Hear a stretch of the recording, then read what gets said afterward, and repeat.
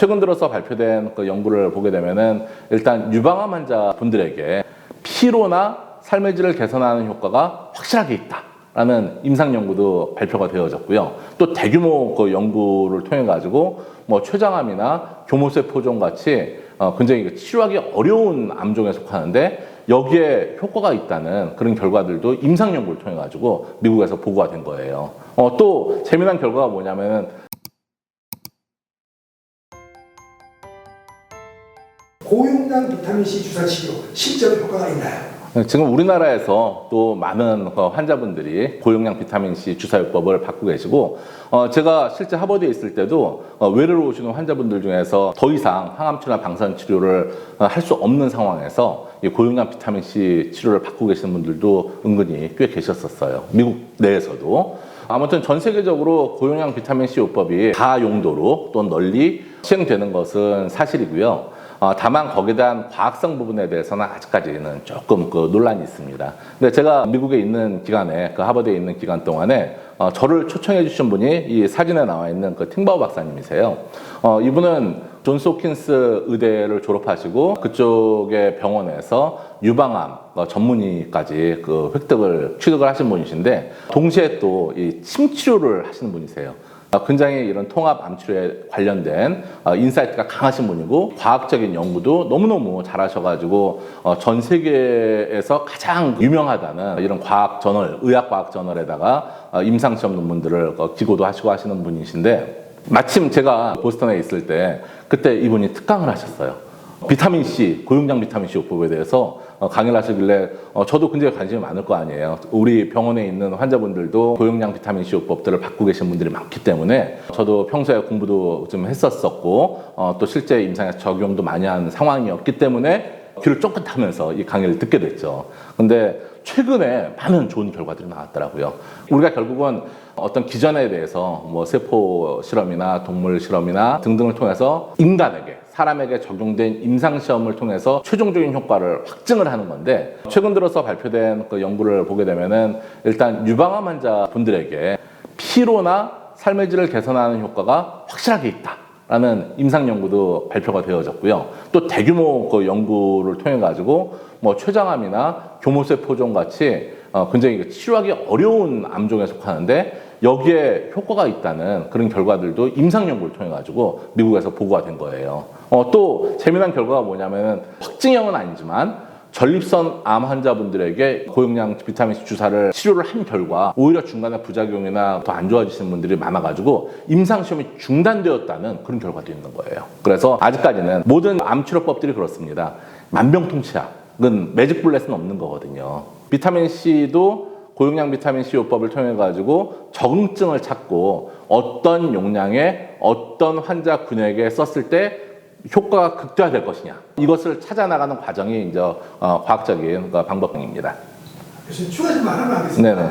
그 교수님 전자 미국으로 간 허준에서 보면 거기서도 이제 MD 앤더슨에 계셨지 않습니까? 네네. MD 앤더슨에서도 그런 비타민 치료 그런 것도 하고 있나요? 제가 벌써 그 MD 앤더슨 암센터에 있을 때는 그 10년이 넘은 그 시간이 벌써 흘렀기 때문에 당시만 하더라도 MD 앤더슨 암센터 자체에서는 하질 않고요.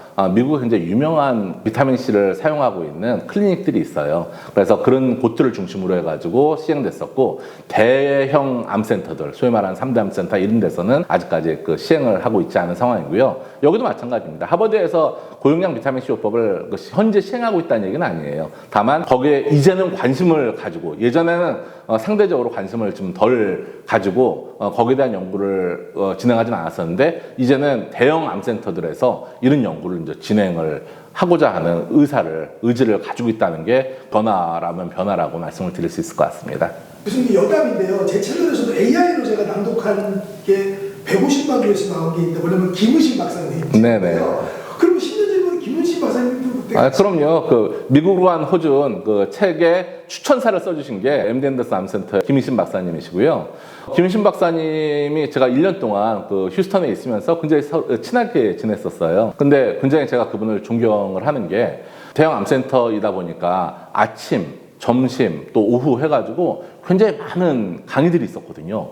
근데 저도 1년 동안 있으면서 최대한으로 좀 많은 공부를 좀 하고 싶어가지고 여러 강의들을 제가 좀 쫓아다니고 거기서 다양한 정보들도 좀 얻으려고 노력을 했었는데 갈 때마다 김신 박사님 계시는 거예요. 그분이 뭐 지금도 노령이시지만 그때만 하시더라도 상당히 나이가 있으셨었거든요. 이분이 미국에서 13번이나 미국 최고의 암 전문의로 꼽히셨던 이 핵의학 전문의신데 그분이 그 강의장마다 계속 조그만 카메라, 지금은 이제 핸드폰 가지고 찍는데 그때는 이분이 조그만 카메라를 가지고 다니셨어요. 그러면서 슬라이드를 하나하나 다 찍어가면서 또 노트 필기를 하시면서 공부를 하시는 모습이 저는 굉장히 인상적이었고 저한테도 굉장히 신선한 자극이 되어졌어요. 아, 저렇게 뭐 미국 최고의 암 전문의 칭호를 받으시는 분도 강의를 통해 가지고 최신 지식들을 습득을 하시려고 노력하는데 이 젊은 내가 이렇게 가만히 있어서는 되겠느냐라고 생각을 해가지고 더 분발해가지고 열심히 지금 뭔가를 하려고 했던 그런 기억이 납니다.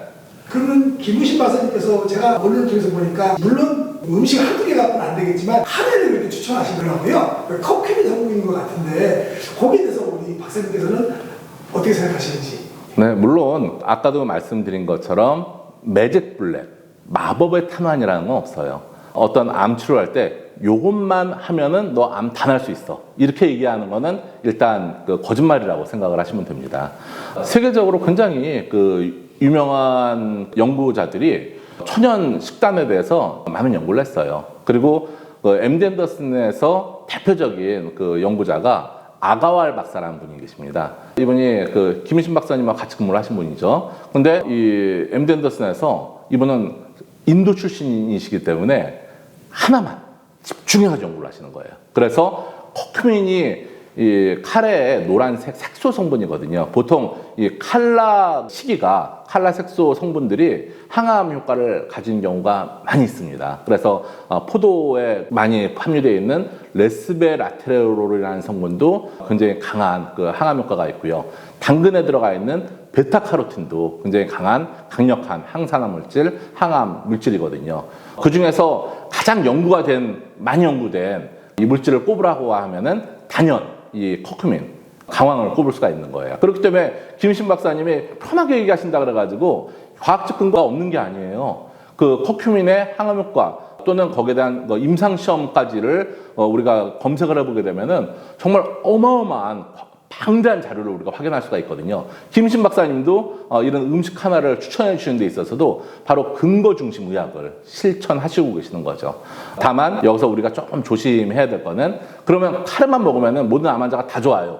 이건 아니라는 거죠. 이 환자분들이 어떤 전이 재발을 방지하는 과정에서 암을 보게 되면은 거기에 미세 환경이라는 게 있습니다. 미세 종양 환경이라는 게 있는데 이런 것들을 개선시켜 주는데 있어가지고 이런 천연물질 성분들이 굉장히 효과가 뛰어날 수 있고 또 접근할 수 있는 가능성이 여지가 굉장히 많이 있다는 그런 보고들이 있습니다. 이런 차원에서 본다면은 아까 말씀드렸던 레스베라트롤이라든지 강황에 있는 커큐민이라든지 베타카로틴이라든지 인삼 속에 또 들어가 있는 진성사이드 있잖아요. 이런 것들을 충분히 우리가 환자들에게 식품으로서 섭취함으로써 이 환자의 어떤 여러 가지 환경들을 개선시켜주고 염증을 없애주고 또 몸의 전반적인 대사 상태를 좋게 만들어줄 수 있는 충분한 이익을 얻을 수 있는 그런 방법들이라고 말씀드릴 수 있겠습니다. 네, 교수님 그러면 또 MD 앤더슨에서 혹시 기억에 남는 인상이라든가 환자분 혹은 치료 결과 이런 것들이 있을까요? MD 앤더슨 암센터에도 통합의학 부서가 있잖아요. 이 통합의학 부서의 대표가 거기 디렉터 로렌조 코엔이라는 사람이에요. 이분은 요가도 굉장히 관심 많으셔가지고 요가 강사 자격증도 따셨고 또 평소에 본인 몸 관리도 너무너무 잘하세요. 그래서 미국은 아시다시피 물가가 굉장히 비싸잖아요. 주차비가 공짜가 없습니다. 저 이번에 보스턴 갔는데도 우리는 자기 아파트에 자기가 차를 대는데 돈을 내고 하진 않잖아요. 근데 미국은 타운하우스나 이런 데서 내가 사는 집 앞에다가 내가 차를 내는데도 한 달치 주차료를 지불하더라고요. 저 MD 앤더슨 있을 때도 당연히 거기 차를 가지고 출근을 하면서 주차비를 냈는데 이게 우리 사무실에서 가까울수록 더 비싸고 멀수록 더 쌀 거 아니에요. 근데 저는 거기서 중간 정도를 선택해가지고 주차를 했었는데 로렌조 코엔은 맨날 보니까 제일 꼭 멀리 있는 한 뭐 20분 이상 걸리는 데다가 거기다 주차를 해놓고서 이렇게 오더라고요. 그래서 저는 어떻게 속으로 생각했냐면 좀 돈을 좀 너무 아끼시는 거 아닌가 우리 센터장님이 생각을 했었는데 나중에 본인이 쓴 책에 그걸 써놨더라고요. 자기는 모든 생활을 운동이라든지 또는 건강식단 등등과 연계를 시켜놓는다. 그래가지고 최대한으로 어차피 차를 안 타고 올 수 있는 거리는 아니니까 출근하더라도 최대한으로 엘리베이터를 이용 안 하고 걷는 거리를 멀게 만들면서 자연스럽게 운동할 수 있는 그 요건을 만들고요. 또 일을 할 때도 보면은 항상 스탠드형 데스크가 있었어요. 그 스탠드형 데스크에서 항상 서가지고 이렇게 일을 해요. 그래서 저는 어떻게 생각했냐면 당시에 허리가 좀 아파서 그런가 이렇게 생각했는데 아니었더라고요.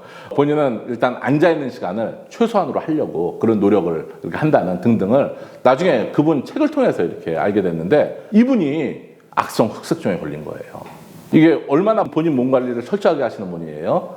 근데도 암에 걸린 거예요. 뭐 우리 많은 환자분들한테 제가 이제 듣는 얘기들이 있어요. 아니 선생님 저는 평소에 너무너무 운동도 잘하고 관리도 잘하는데 왜 제가 이런 병에 걸렸는지 모르겠어요. 정말 억울해요라고 하시는 분들이 계시는데 분명히 뭐 여러 가지 이유가 있습니다. 뭐 선천적인 요인도 있고 유전적인 요인도 있고 후천적인 요인도 있고 한데 이분은 본인 책에서 어떻게 얘기를 하냐면은 어렸을 적에 바닷가에 사셨대요. 그래서 햇빛에 너무 과다 노출이 됐던 거죠. 그래서 이 색소 관련된 악성 흑색종이라는 그 피부 쪽에 암에 걸려가지고 그때 암 치료를 받으면서 여러 가지 그 증상들이 발생을 했잖아요. 근데 이분이 직접 쓰신 책이 있습니다. 암을 극복하는 6가지 생활 습관이라고 제가 번역을 해가 출간한 책입니다. 거기서 나와 있는 이 방법들을 몸소 실천을 하시면서 최종적으로 이 암을 본인 스스로가 또 극복해가지고 지금 5년 이상 편하게 어떤 재발 없이 지금 살고 계시는 분이 있어가지고 뭐 가장 사실 MD 앤더슨에서 저한테 그 머리에 남는, 그 뇌리에 남는 기억이라고 한다면은 이 로렌조 코엔이 본인 생활 습관을 굉장히 철저히 했다는 거. 근데 그럼에도 불구하고 암에 걸렸다는 거. 그 암에 걸린 것을 이런 통합의학적인 방법들을 도움을 받으면서 본인이 극복을 하고 이미 5년 넘어가지고 암 생존자가 되었다는 사실이 저한테는 굉장히 인상적입니다.